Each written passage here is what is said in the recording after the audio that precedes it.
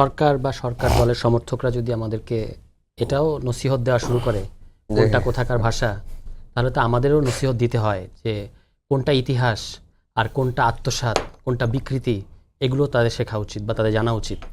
যে ডকুমেন্টারিটা নিয়ে কথা বলা হলো, যে সেই ডকুমেন্টারিটা যদি আমি মনে করি মাননীয় প্রধানমন্ত্রীর সামনে দেখানো হতো, তাকে সামনে রেখে তিনি চোখ বন্ধ করে থাকতেন লজ্জায়, যে এটা তো ইতিহাস না। এবং কি দাঁড়ালো জিনিসটা, এখন পত্রিকায় রিপোর্ট হয়েছে, যুগান্তর আজকে রিপোর্ট করেছে, যে এটা মন্ত্রী এবং প্রতিমন্ত্রী ওই সংশ্লিষ্ট মন্ত্রণালয়ের দুজনের উপস্থিতিতে একাধিকবার জিনিসটা দেখানোর পরে আবু সাইদের ভিডিও, বৈষম্যবিরোধী ছাত্র আন্দোলনের বিভিন্ন আন্দোলনের ফুটেজ, এগুলোকে একেবারে ইন্টেনশনালি কেটে দেওয়া হয়েছে। এবং নির্মাণ কমিটি যে আপনি ডকুমেন্টারিটা বানাচ্ছেন, সেখানে আপনি কাদেরকে রেখেছেন? মন্ত্রীর পিএস এবং প্রতিমন্ত্রীর এপিএস। তারা কি ডকুমেন্টারি নির্মাতা? আপনি তাদেরকে রেখেছেন কেন? এবং বলা হচ্ছে মন্ত্রণালয়ের ভেতর থেকেই এই শীর্ষ পর্যায়ের একজন আমলার নির্দেশে এই জিনিসটা বাতিল করে দেওয়া হয়েছে এবং মন্ত্রী প্রতিমন্ত্রীর ব্যাপারে সম্পূর্ণ অবগত ছিলেন। ওখানে যদি আমরা এই প্রতিবাদটা না করতাম, এবং শুধু তো আমরা প্রতিবাদ করি নাই, আপনি যাদেরকে দাওয়াত দিয়েছেন, এটা তো সরকারের প্রোগ্রাম, সরকার দাওয়াত দিয়েছে। আমরা গেছি সাকুল্যে 8 জন, 7-8 জনের একটা টিম গেছে, বাকি যারা উপস্থিত ছিল তারাও তো প্রতিবাদ করেছে।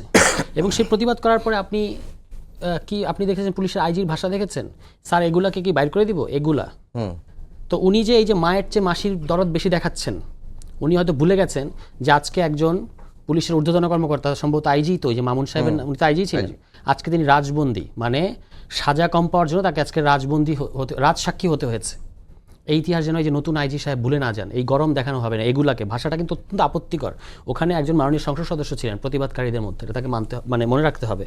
এবং আমি মনে করি মাননীয় স্বরাষ্ট্রমন্ত্রী উনি ভালো ম্যানেজ করেছেন, উনি বুঝতে পেরেছেন যে এটা এইভাবে ডান্ডা মেরে ঠান্ডা করার জিনিস না, এটা অ্যাড্রেস করতে হবে, ক্ষোভটা কোথায় সেটাকে অ্যাড্রেস করতে হবে।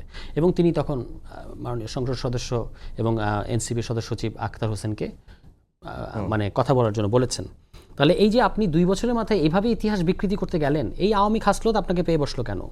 এবং এভাবে আপনাকে বিএনপি তো এত এভিডেন্টলি গত 17 বছরের ফ্যাসিবাদ বিরোধী আন্দোলনে আছে যে আপনি শুধু প্রকৃত ঘটনা ন্যারেট করলেই সেখানে বিএনপিকে মানুষ পাবে। আলাদা করে তো এভাবে ইতিহাস আত্মসাৎ করা দরকার নেই, এমনকি এক দফা এটাকেও আপনার বিকৃত করা দরকার নেই। যেটা ইতিহাস এটা ইতিহাস। 3 তারিখের ইতিহাসে আপনি ওখানে আরেকজনকে বসিয়ে দিলে হবে না।